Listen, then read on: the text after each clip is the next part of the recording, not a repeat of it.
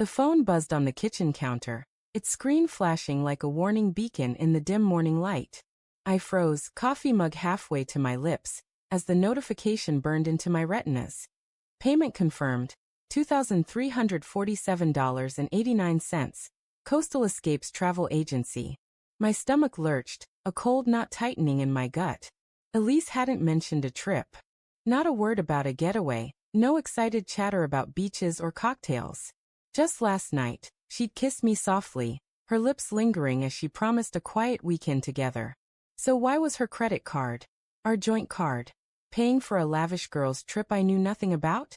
The apartment was silent except for the faint hum of the fridge and the distant wail of a siren outside. I set the mug down, the ceramic clinking too loudly against the counter, and grabbed her phone.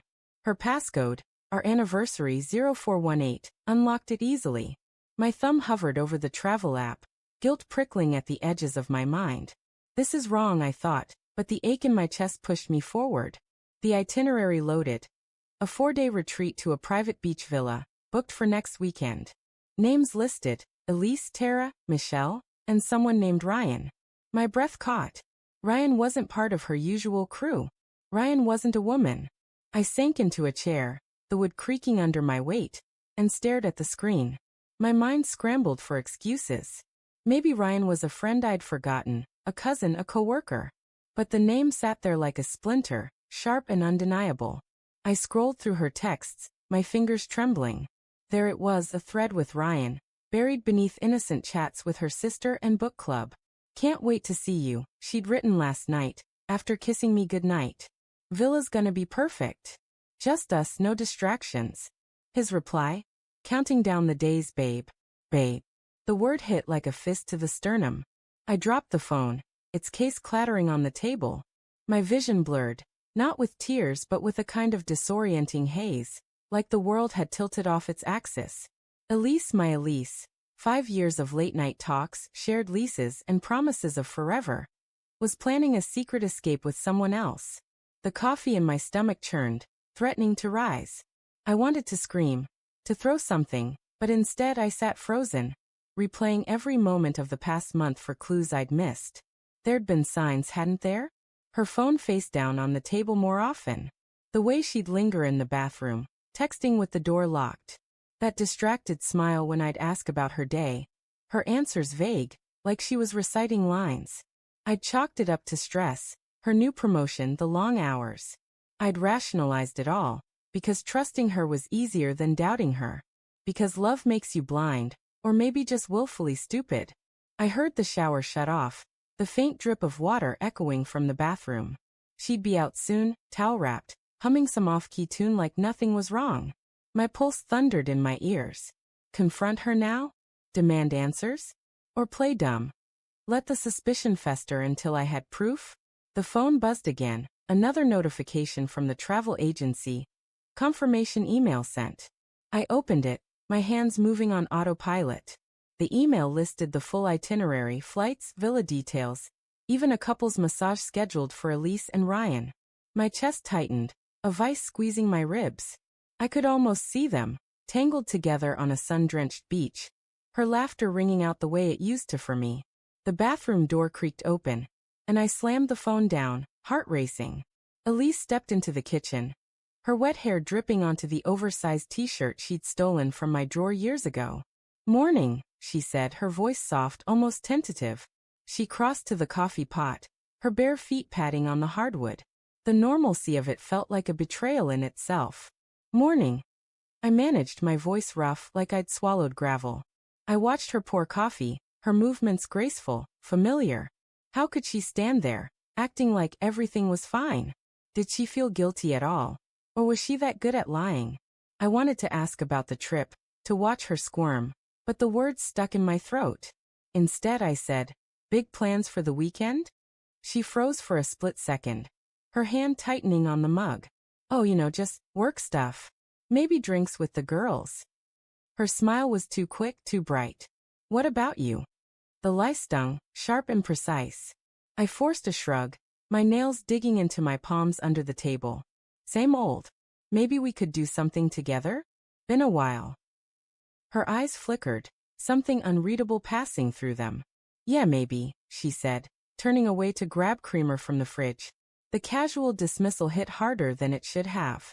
I stared at her back, imagining the secrets piling up behind her perfect posture. The urge to confront her burned, but a colder, sharper instinct took over. I didn't want to beg for the truth. I wanted to unravel it myself. That afternoon, while she was at work, I called the travel agency. My voice stayed calm, professional, even as my hands shook. I'd like to cancel a booking, I said, rattling off the confirmation number from the email. The agent hesitated, asking for verification. I gave Elise's name, our joint card details, and a flimsy excuse about a family emergency. The cancellation went through in minutes. A refund email pinged my inbox, and I forwarded it to Elise with a single line. Found this. Care to explain? Then I attached a screenshot of the itinerary, Ryan's name circled in red. I didn't wait for her reply. I grabbed my keys and left, the apartment feeling too small, too suffocating. The city streets blurred past, honking cabs, the acrid smell of exhaust, the chatter of pedestrians. My phone stayed silent, but I could imagine her face when she saw the email. Shock, maybe panic, maybe anger. Would she call Ryan first, or me? Would she try to lie her way out, or finally confess? Hours later, I sat in a dimly lit bar, nursing a whiskey I barely tasted. My phone finally lit up with her name. I let it ring, each vibration a small victory. When I finally answered, her voice was high, frantic. Jake, what the hell? Why'd you cancel the trip? I leaned back, the barstool creaking. Who's Ryan? I asked, my tone flat, like I was discussing the weather. Silence. Then a shaky breath. He's just a friend. From work. It's not what you think. Not what I think. I laughed, the sound bitter even to my own ears. You booked a couple's massage with just a friend, Elise. You called him babe. Don't insult me. Jake, please, she said, her voice cracking. It's complicated. I didn't mean for. For what? I snapped, drawing stares from nearby tables. For me to find out? For you to sneak off with him while I sat here like an idiot? She was crying now, soft sobs filtering through the phone. I wasn't going to go through with it, she said. I got caught up, okay? I was confused, and Ryan. He was there, and I. Stop, I said, my voice low, trembling with rage and something softer, more broken. Just stop. I hung up, my hand shaking so badly I nearly dropped the phone. The bar's low hum of conversation felt distant, like I was underwater. I pictured her in our apartment, alone, maybe still crying. Part of me wanted to go back, to hold her, to pretend this was a misunderstanding. But the screenshot burned in my mind, undeniable. I paid my tab and stepped into the night, the city's pulse matching the chaos in my chest. My phone buzzed again, her name, again. I ignored it, but the next message wasn't from her. It was Ryan. Hey man, I don't know what you heard, but it's not what it looks like. Can we talk? I stared at the words, a new kind of anger flaring. He had my number. Had she given it to him? Or had he been close enough to her life, to our life, to know it already? I typed a reply, my fingers steady now. Stay away from her. Stay away from me. I hit send, then blocked his number. The walk home was long, the air cold against my skin. I didn't know what waited for me, her apologies, her excuses, or just an empty apartment.